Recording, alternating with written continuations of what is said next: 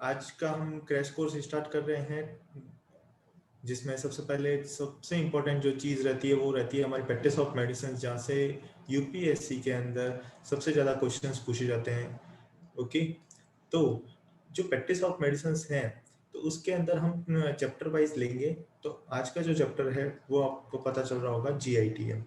GIT को हम 3 portion में कंप्लीट करेंगे।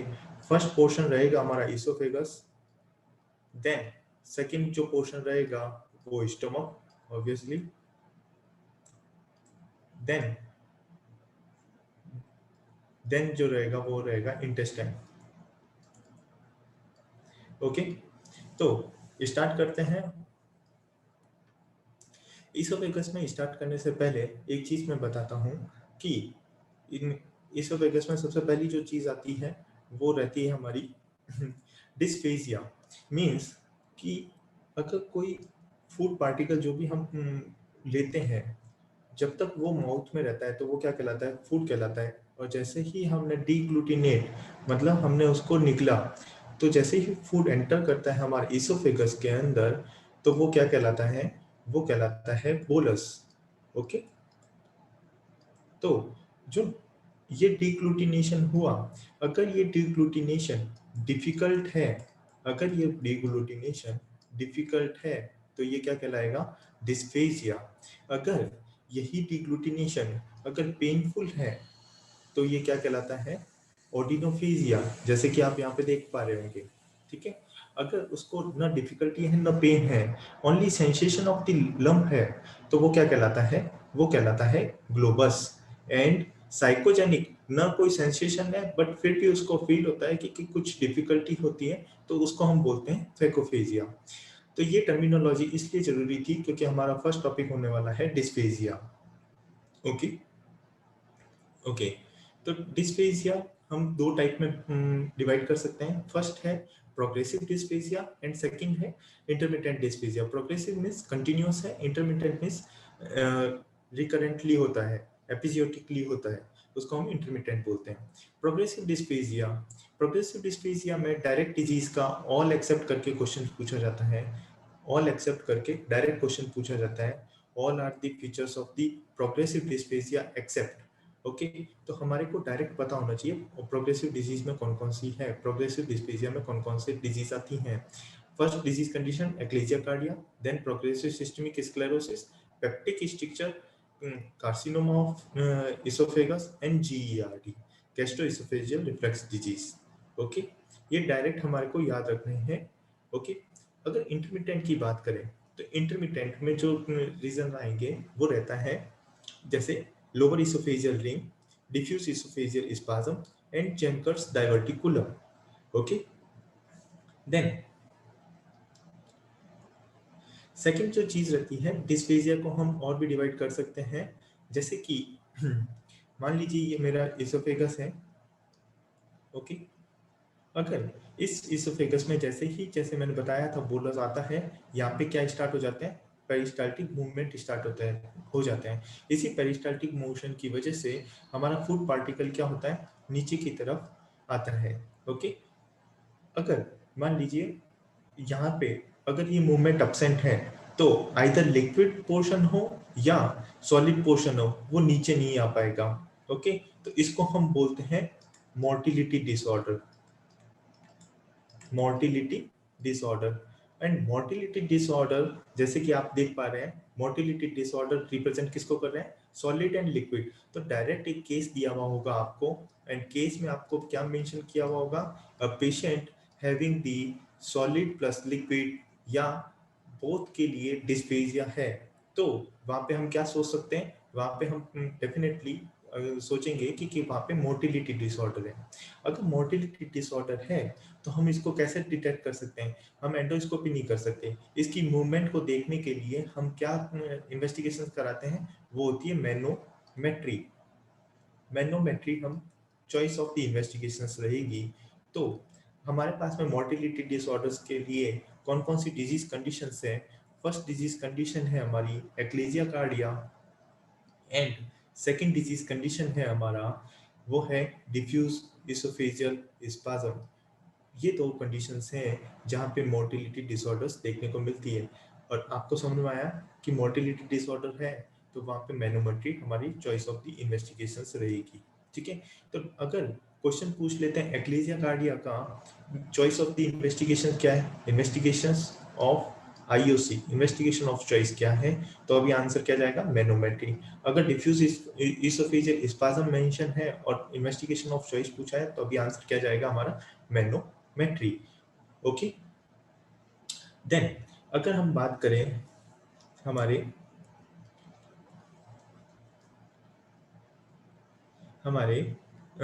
सॉलिड ओनली के लिए, तो मान लीजिए ये मेरा इसोफेगस है। ओके, एंड यहाँ पे कोई आउट ग्रोथ है या कोई ऑब्स्ट्रक्शंस है, तो वहाँ पे क्या होगा, कोई भी सॉलिड हम पार्टिकल खाएंगे तो वो सॉलिड पोर्शन क्या हो जाएगा, यहाँ पे स्टक हो जाएगा। बट जो लिक्विड पोर्शन है वो इसके साइड वाइज नीचे स्टमक में आ जाएगा। ओके, तो यहाँ पे डिस्प्लेसिया किसके लिए, डिफिकल्टी किसके लिए हो रही है, सॉलिड ओनली के लिए हो रही है। किसके लिए हो रही है, सॉलिड ओनली के लिए। तो यहाँ पे देखिए सॉलिड ओनली के लिए रीजन क्या लिखा है मैंने, मैकेनिकल डिसऑर्डर्स। तो मैकेनिकल डिसऑर्डर को हम किस तरीके से देख सकते हैं, डायरेक्टली हम एंडोस्कोपी करा के देख सकते हैं कि सॉलिड ओनली में कि क्या ऑब्स्ट्रक्शंस वहां पे डेवलप हुआ है इन इसोफेगस। ओके, तो यहाँ पे सॉलिड ओनली अगर पेशेंट बोलता है कि मेरे को लिक्विड लेने में कोई दिक्कत नहीं है बट सॉलिड ओनली के लिए प्रॉब्लम होती है, तो वहां पे तीन कंडीशंस हम सोच सकते हैं कि उसको तीन कंडीशंस हो सकती है, आइदर कार्सिनोमा ऑफ इसोफेगस जहाँ पे ओवर ग्रोथ डेवलप हो, सेकंड कंडीशन है वहां पे स्ट्रक्चर डेवलप हो चुका हो। ओके, स्ट्रक्चर डेवलप हो चुका हो।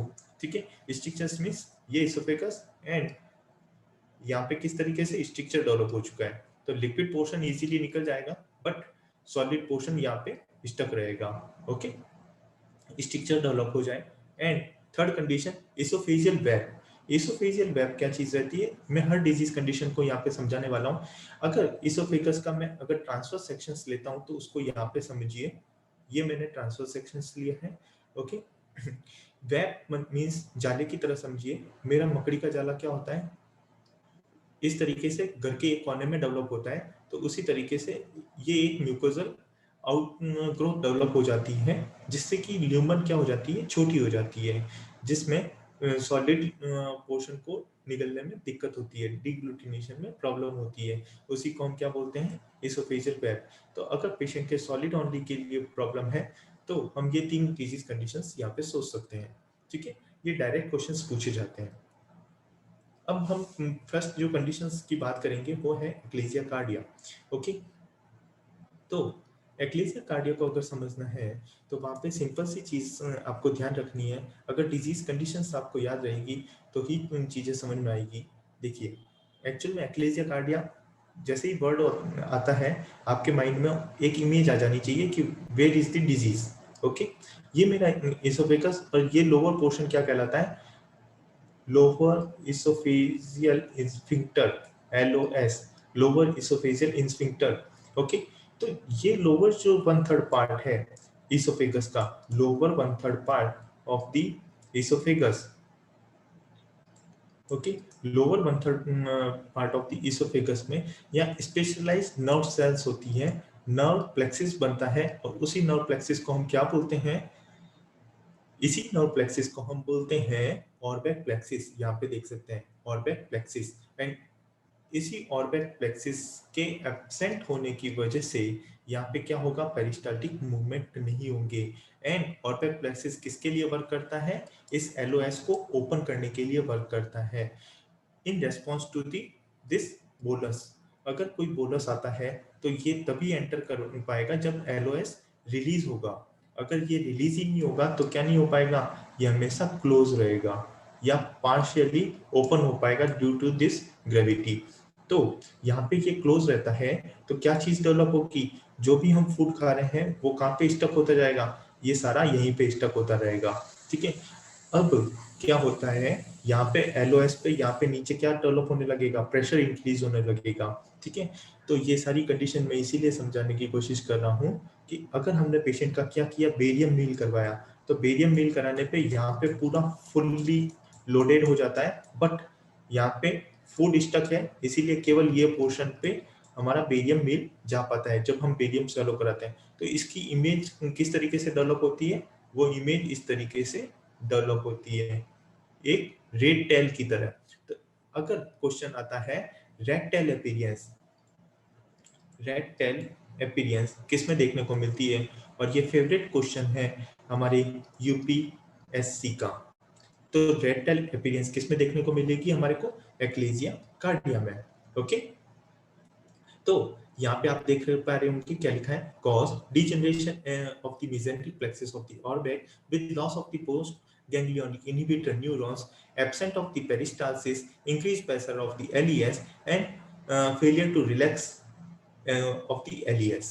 Okay, then clinical features. Clinical features में हमेशा हम अपने को अगर लास्ट टाइम रिवीजन में कर रहे हैं तो हमारे को याद क्या रखना है, most important symptom, most important symptom, most common symptom of the ecclesia cardia is dysphagia, dysphagia, and dysphagia for यहाँ पे मोटिलिटी डिसऑर्डर हो रही है तो डेफिनेटली सॉलिड प्लस लिक्विड के लिए होगी। अगर आपको फंडास क्लियर हुए तो आप आंसर इजीली कर पाओगे। तो केवल अपने को याद क्या रखना है, most common symptom. Okay, then second symptom हुआ regurgitation and then chest pain. Okay, then investigation मैंने जैसे पहले भी क्लियर किया था, इन्वेस्टिगेशन ऑफ चॉइस क्या होनी चाहिए, मैनोमेट्री।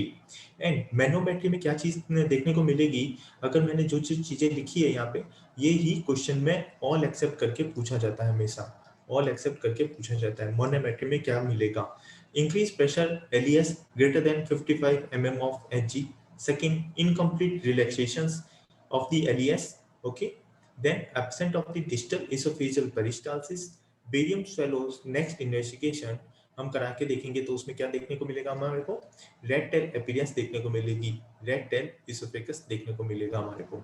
ओके, देन इसका कॉम्प्लिकेशंस, अगर कॉम्प्लिकेशंस का सिंपल फंडा याद रखना है तो एक चीज याद रखिए कि इसोफेगस के अंदर हमारी होती है स्क्वेमस सेल्स। ओके, तो यहाँ पे अगर स्क्वेमस सेल्स के अंदर इरिटेशन होगी तो डेफिनेटली स्क्वेमस सेल्स का कार्सिनोमा डेवलप होगा। ओके, तो अगर क्वेश्चन पूछा जाता है कि एक्लेसिया कार्डिया का मोस्ट कॉमन कॉम्प्लिकेशंस क्या है, तो वो क्या होगा, squamous cell carcinoma. And treatment wise बात करें तो ट्रीटमेंट में ये सर्जरी का भी क्वेश्चन मान लीजिए या प्रैक्टिस ऑफ मेडिसिन का क्वेश्चन मान लीजिए, क्वेश्चन पूछा जाता है एक्लेसिया कार्डिया में, या इनडायरेक्ट क्वेश्चन पूछा जाता है Heller's myotomy, Heller's myotomy is done for achalasia cardia. तो यहाँ पे हमारे को क्या कर रहे हैं, एक्लेसिया कार्डिया में हमारे को पता है ऑर्बिट प्लेक्सिस वर्क नहीं कर पा रहा है, तो हम इसी को कट कर देंगे, इसी को हम क्या कर देंगे, कट कर देंगे। तो इसी ऑपरेशन को हम क्या बोलते हैं, हेलर्स मायोटोमी। तो डायरेक्ट आपको नाम से याद रखना है, हेलर्स मायोटोमी किसके लिए यूज किया जाता है, एक्लेसिया कार्डिया के लिए। Okay, then second motility disorder जो है वो कौन सी बनती है हमारी, वो बनती है हमारी डिफ्यूज इसोफेजियल स्पाज्म। जैसे कि मैंने बताया था सॉलिड प्लस लिक्विड के कंडीशन कहाँ पे मिलती है, सॉलिड प्लस लिक्विड, जहाँ पे मोटिलिटी डिसऑर्डर हो। ठीक है, एंड मोटिलिटी डिसऑर्डर्स के लिए मैंने क्या चीज कंडीशंस बताई थी, फर्स्ट थी एक्लेसिया कार्डिया, देन सेकंड थी हमारी डिफ्यूज इसोफेजियल स्पाज्म। तो हम बात कर रहे हैं डिफ्यूज इसोफेजियल स्पाज्म की। तो आप इसको इस तरीके से समझ सकते हैं, जहाँ पे एक्लेसिया कार्डिया में यहाँ पे मूवमेंट एब्सेंट हो रहे थे, यहाँ पे इंक्रीज हो रहे हैं, यहाँ पे इस पेरिस्टाल्टिक मूवमेंट के मूवमेंट इंक्रीज हो रहे हैं। हाइपर मोबिलिटी डिसऑर्डर आप इसको समझ सकते हो, तो किस तरीके से हम कपड़े निचोड़ते हैं तो उस तरीके से हमारी इसोफेगस इस वे में हो जाएगी। ठीक है ना, तो ये किस वे में दिख रही है आपको, ये डेफिनेटली आपको किस वे में दिख रही है, corkscrew, corkscrew oesophagus. And direct question पूछा जाता है क्रॉक स्क्रू अपीयरेंस किस में देखने को मिलती है, answer is diffuse oesophageal spasm. And ये 3 स्टार लगा देना, यहाँ से हमारा क्वेश्चन बनता ही बनता है। ठीक है, और एक वैज्ञानिक ने डॉक्टर ने इसको क्या बोला है, ये बीटेड लाइट शो हो रही है, एक बीट दूसरी सेकंड बीट, तो इसको इन्होंने क्या बोला है, रोजेरी रोजेरी वीड इसोफेगस या रोजेरी इसोफेगस, जैसे कि यहाँ पे लिखा है मैंने hyper mobility disorder of the oesophagus. And आप अभी केवल और केवल समझते जाइए चीजों को, और ये जितने भी नोट्स हैं आपको लिखने की जरूरत नहीं है, ये सारे के सारे एज ए पीडीएफ फॉर्मेट हम आपको प्रोवाइड करवा देंगे। ओके। देन सेकंड चलते हैं हम इसके क्लिनिकल फीचर्स पे। जैसे कि मैंने अगर लिखा है फर्स्ट कंप्लेन चेस्ट पेन, तो इसका मोस्ट कॉमन सिम्टम कौन सा होगा? Most common symptom of the diffuse oesophageal spasm is intermittent chest pain. Intermittent chest pain इसका आंसर आएगा। ठीक है, वहां पे कंफ्यूज करने के लिए हमारे पास में चेस्ट पेन लिखा हुआ हो सकता है, बट वहां पे कंटिन्यूअस नहीं करना है, हमारे को क्या करना है? Intermittent chest pen. Second symptom होता है dysphasia. Dysphasia for solid plus liquid, यहां से ये रहा आंसर आपका। ओके। इन्वेस्टिगेशन ऑफ चॉइस, जैसे कि मैंने बताया था जहां पे भी मोटिलिटी डिसऑर्डर रहेगा तो वहां पे हमारा आंसर क्या बनेगा? मैनोमेट्री। मैनोमेट्री। ओके। तो यहाँ पे भी मैंने क्या लिखा है? First manometry, then barium swallow. ठीक है, बेरियम स्वेलो में ही ये दोनों अपीयरेंस देखने को मिलती है, फर्स्ट क्रॉकिस्क्रू और रोजेरी इसोफेगस। ओके, तो ये हमेशा याद रखना है क्रॉकिस्क्रू अपीयरेंस। अगर डिफ्यूज इसोफेजियल स्पाज्म से कोई क्वेश्चन बनता है तो यही एक क्वेश्चन बनता है जिसपे मैंने 3 स्टार लगाया है। ठीक है, ओके। देन जेंकर्स डाइवर्टिकुलम की अगर बात करें तो आपको डिजीज समझ में आना चाहिए कि ये जेंकर्स डाइवर्टिकुलम क्या है। ओके, अगर जेंकर्स डाइवर्टिकुलम की अगर हम बात करें, जेंकर्स डाइवर्टिकुलम, ठीक है, तो आप इतना समझ लीजिए जो हमारी पोस्टी, ये एक्चुअल में मिसनोमर है। कैसे है मैं अभी बता देता हूँ। जो हमारी थायरोफेरिंजियल मसल्स हैं, यहाँ पे पोस्टीरियर फेरिंजियल म्यूकोजा रहती है, उसके पोस्टीरियरली हमारे को थायरोफेरिंजियस, उसके नीचे रहती है क्रिकोफेरिंजियस मसल्स। उसके नीचे कौन सी रहती है? क्रिकोफेरिंजियस मसल्स रहती है। ठीक है, तो यहाँ पे जो चीज डेवलप होती है, ये जो जॉइंट पॉइंट है इन दोनों का, जहाँ पे थायरोफेरिंजियस एंड क्रिकोफेरिंजियस जॉइंट होती है, वो लीकी पॉइंट होता है जब भी हम ये क्या कहना चाहिए, जोर से खांसते हैं या स्नीजिंग करते हैं जोर से, तो आउट पाउचिंग डेवलप हो जाती है। पोस्टीरियरली आउट पाउचिंग डेवलप हो जाती है पोस्टीरियर फेरिंजियल म्यूकोजा की। किसकी? पोस्टीरियर फेरिंजियल म्यूकोजा की। ये लिखा हुआ pharyngeal mucosa herniated through the Killian's dehiscence. और ये जो वीक पॉइंट है इसी को हम क्या बोलते हैं? किलियंस लाइन। किलियंस लाइन या किलियंस डेहिसेंस। ओके, तो यहाँ से जो आउट पाउचिंग डेवलप होती है, इसी आउट पाउचिंग को हम क्या बोलते हैं? जेंकर्स डाइवर्टिकुलम। इसी को हम क्या बोलते हैं? जेंकर्स डाइवर्टिकुलम। अगर इसका लेटरल व्यू में अगर हम देखें तो ये हो गई हमारी थायरोफेरिंजियस मसल्स जो ऊपर वाली बनाई है, देन यहाँ पे ये नीचे वाली क्रिकोफेरिंजियल मसल्स आ रही है, एंड ये जो लीकी पॉइंट है यहाँ से हमारी क्या पोस्टीरियर म्यूकोजा से डेवलप हो जाती है आउट पाउचिंग्स इस तरीके से, और यहाँ से हमारा इसोफेगस कंटिन्यू हो जाता है। तो जो भी हम फूड खाते हैं कुछ पोर्शन इसके अंदर आ जाता है, कुछ पोर्शन नीचे की तरफ चला जाता है, तो यहाँ पे फूड इकट्ठा होता रहता है। अब डेफिनेटली अगर फूड कलेक्ट होता रहेगा तो वो क्या होगा? फाउल स्मेलिंग डेवलप करेगा। वो क्या डेवलप करेगा? फाउल स्मेलिंग डेवलप करेगा। ठीक है, तो पहली चीज यहाँ पे क्लियर करते हैं, posterior wall of the pharyngeal commit on the left side. ये जैसे कि मैंने आपको बताया ये मेन कॉमनली लेफ्ट साइड में डेवलप होती है, न कि राइट साइड में। देन अदर नेम, इसके अदर नेम से भी इसको पूछा जा सकता है। जेंकर्स डाइवर्टिकुलम के कई सारे कॉमन नेम हैं।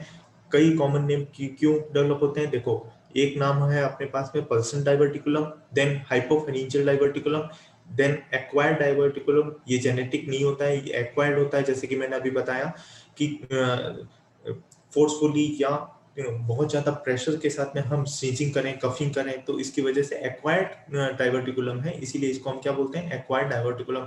एंड फास्ट डाइवर्टिकुलम क्यों बोला इसको? बिकॉज हर लेयर नहीं आई है म्यूकोजा, सॉरी, फेरिंग्स की ओनली म्यूकोजल लेयर, मैंने बोला था म्यूकोजल लेयर का आउट पाउचिंग डेवलप होता है। अगर टोटल लेयर डेवलप हर्निएट होती तो उसको हम क्या बोलते हैं? True herniation.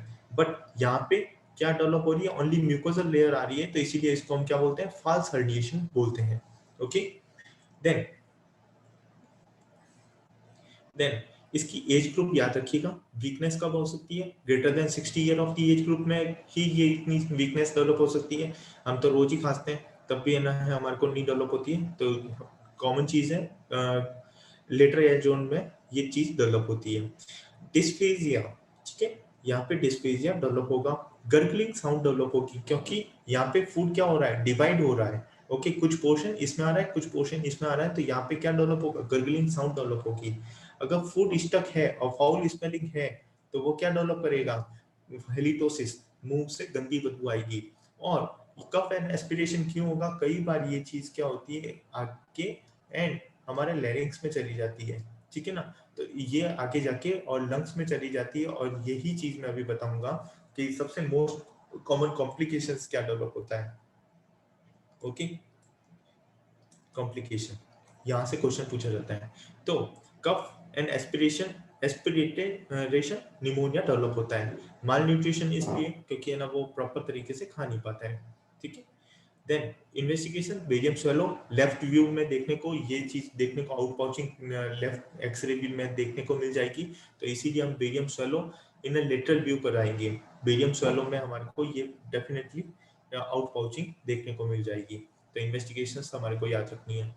Treatment, treatment definitely इसका एक्सीजेंस रहेगा पाउच का, और इस प्रोसीजर को हम क्या करते हैं, प्रोसीजर इसलिए बता रहा हूँ क्योंकि ये सर्जरी का क्वेश्चन बनता है, और सर्जरी में नेम सर्जरीज पूछी जाती हैं, तो डायरेक्ट क्वेश्चंस को याद रखना, डेलमन प्रोसीजर फॉर, क्योंकि क्लियंस डायमेंशंस है ना, तो इसीलिए इसको हम क्या बोलते हैं, डेलमन प्रोसीजर्स।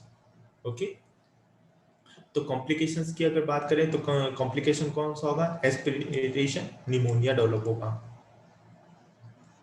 ओके, निमोनिया इसका कॉम्प्लिकेशन है, ठीक है। ये हुआ हमारा Zenker's diverticulum. Then oesophageal ring, ठीक है, ये क्या चीज होती है, देखिए इसको समझने के लिए इसोफेगस का लेटरल व्यू हम देखेंगे कि वो क्या चीज है, ठीक है। देखिए इसोफेजियल रिंग कैसे डेवलप होती है, दो चीज याद रखना, एक चीज कंफ्यूज होने वाली चीज होती है इसोफेजियल रिंग, एंड सेकंड चीज होती है इसोफेजियल वेब। इसोफेजियल वेब जो पल्मन विंसन सिंड्रोम में देखने को मिलेगी, ठीक है। तो इसोफेजियल रिंग ये ट्रांसफर सेक्शंस है लोअर इसोफेगस का, लोअर इसोफेगस का, एंड इसोफेजियल डेवलप होता है अपर इसोफेगस का, ठीक है। तो ये सबसे कॉमनेस्ट डिफरेंशिएटिंग पॉइंट मैं बता रहा हूँ आपको, ठीक है ना। तो इसोफेजियल रिंग डेवलप होती है हमारा लोअर इसोफेगस में, कहाँ पे, जहाँ पे ये इसोफेगस एंड ये स्टमक स्टार्ट हुआ, ठीक है। तो ये जो जंक्शन है, इस जंक्शन पे ये इसोफेजियल रिंग डेवलप होती है। रिंग कुछ नहीं है, जो अंदर की म्यूकोजा है वो आउटग्रोथ होके इस तरीके से एक रिंग डेवलप कर देती है। ओके, एक रिंग तरीके से डेवलप कर देती है अंदर की जो रेड म्यूकोजा है, तो इसी को हम क्या बोलते हैं, oesophageal ring. And oesophageal ring का दूसरा नाम क्या है, सेचकी रिंग। और इसी सेचकी रिंग से आपको क्वेश्चन पूछे जाते हैं और हम कंफ्यूज हो जाते हैं कि ये सेचकी रिंग कहाँ पे पड़ी थी, ठीक है। तो सेचकी रिंग कहाँ पे है, तो ये ध्यान रखना। और इसकी लोकेशन पूछी जाती है कि ये क्या है, एक म्यूकोजल, ठीक है ना, एक म्यूकोजल रिंग है या सब म्यूकोजल रिंग है at the junction of squamous and columnar junction at the lower gastroesophageal junctions. Okay, then dysphagia for solid only, जैसे कि मैंने बताया था, केवल है ना, अगर ऑब्स्ट्रक्शन डेवलप हो रहा है तो वहां पे क्या होगा, सॉलिड ओनली के लिए डिस्फेजिया डेवलप होगा। Okay, then associated with the hiatus hernia, ये रेड इसलिए लिखा है क्योंकि कई बार इसको कंफ्यूजिंग करते हैं ऑल एक्सेप्ट में, जो क्वेश्चंस लिखे हुए होते हैं ऑल एक्सेप्ट में ऑप्शंस में, कि कौन सा इसका पोर्शन नहीं है, तो हमारे को याद रखना है this is associated with the hiatus hernia. Okay, then oesophageal web, definitely अभी तक मैंने आपको बताया oesophageal web associated with the Plummer Vinson syndrome, and oesophageal ring associated with the hiatus hernia. Okay, and esophageal web is associated with the Palmer-Vinson syndrome. Plummer Vinson syndrome में 4 conditions हैं जो कि ये लिखी हुई। अपर इसोफेजियल वेब, जैसे कि मैंने बताया था, वेब कहाँ पे डेवलप हो रहा है? अपर इसोफेगस पार्ट में। इसोफेगस का जो ये अपर वाला पोर्शन है, यहाँ पे क्या डेवलप होता है? इसोफेजियल वेब डेवलप होता है। ठीक है, वेब के लिए मैंने क्या पोर्शन बताया था? इस तरीके से डायग्राम बताया था मैंने आपको। जैसे वेब मतलब एक तरीके से याद रख सकते हो, मेरा याद रखने का फंडा है कि मकड़ी का जाला घर के एक कोने में डेवलप होता है। घर का एक कोने में क्या होता है? मकड़ी का जाला डेवलप होता है। तो इसी को हम क्या बोल सकते हैं? वेब बोल सकते हैं। रिंग है मींस कंप्लीट रिंग डेवलप हुई है। ठीक है, तो second portion Plummer Vinson syndrome का, iron deficiency anaemia, koilonychia, glossitis and angular stomatitis. तो जो भी सिंड्रोम है, तो आप सिंड्रोम में कई बार क्वेश्चंस पूछे जाते हैं, तो सिंड्रोम के जो भी 4 पोर्शंस हैं वो आपको हमेशा याद रखने हैं कि क्या क्या है। अपर इसोफेजियल वेब है, आयरन डेफिशिएंसी एनीमिया है, एंड कोइलोनिकिया है, and glossitis with angular stomatitis develop होता है। ओके, मैलोरी विच सिंड्रोम क्या चीज़ है? और मैलोरी विच सिंड्रोम से कई बार अगर है ना क्वेश्चन पूछ भी सकते हैं, क्योंकि हम in general Mallory Weiss syndrome को नहीं पढ़ते हैं, बट अगर आपको इमेज पता होगी तो आप आंसर देने में 1 सेकंड भी नहीं लगाएंगे। ये मेरा इसोफेगस, ठीक है, एंड जैसे कि मान लीजिए ये मेरा इसोफेगस का पोर्शन है, इस लोअर पोर्शन में ये डिजीज डेवलप होती है। डिजीज क्या होती है? सिंपली अगर अंदर से अगर हम इसका व्यू देखें एंडोस्कोपी में, ये लोअर पोर्शन है और यहाँ पे क्या डेवलप हो जाएगा? यहाँ पे जो डेवलप हो जाएगा वो डेवलप होता है लॉन्गिट्यूडनल टीयर डेवलप होता है। एक शार्प कट दिखने को मिलता है। इसी शार्प कट का एक नाम दे रखा है, वो है मैलोरी विस सिंड्रोम। मैलोरी विस syndrome is the longitudinal tear of the gastric mucosa near the squamous columnar junctions. Okay, यहाँ पे कंफ्यूज नहीं होना है। यहाँ पे गैस्ट्रिक म्यूकोसा लिखा हुआ है, इसका मतलब ये नहीं हुआ कि ये गैस्ट्रिक में हुआ, बट ये नियर दी स्क्वेमस कोलिमिनर जंक्शंस पे ही डेवलप होता है, जो कि मैं यहाँ पे हमेशा बताता हूँ। यहाँ पे क्या है हमारा? एलियस लोअर इसोफेजियल स्फिंक्टर है, इसके जस्ट ऊपर अपना ये लॉन्गिट्यूडनल टीयर डेवलप होता है, एंड इसी टीयर में से अगर ब्लीडिंग डेवलप होगी तो वो क्या सिम्टम डेवलप करेगी? Haematemesis. Okay, and Mallory syndrome is also associated with the hiatus hernia and alcoholism. Alcoholism की वजह से Mallory syndrome डेवलप होता है। Mallory syndrome में अगर एक क्वेश्चन पूछा जाएगा तो वो जो मैंने पहली लाइन लिखी है वही पूछी जाती है। ओके, लॉन्गिट्यूडनल टीयर का हमेशा ध्यान रखना, इसको कंफ्यूज करते हैं हॉरिजॉन्टल टीयर के साथ में, क्योंकि यहाँ पे ऑल एक्सेप्ट करके जो क्वेश्चंस पूछे जाते हैं ये इसीलिए पूछे जाते हैं कि आप कंफ्यूज हो जाए। वहाँ पे पहला ऑप्शन ही वहाँ पे हॉरिजॉन्टल टीयर दिखा हुआ देखने को मिलेगा आपको, बट वो आंसर नहीं होगा। हमारे लिए आंसर क्या होना चाहिए? Longitudinal tear. Longitudinal tear at the junction of the squamous columnar junction. Okay, then next disease of the oesophagus अगर हम बात करें तो वो है Barrett oesophagus. Okay, Barrett oesophagus में क्या चीज डेवलप होती है वो अब ध्यान से समझने की कोशिश करना कि ये मेरा इसोफेगस, ओके, इसोफेगस के अंदर के एंड के बाद में हमारे स्टार्ट हो जाता है स्टमक। तो यहाँ पे जो एक डिमार्केशन रहता है जो इसको हम बार बार बोल रहे हैं एलईएस, ठीक है।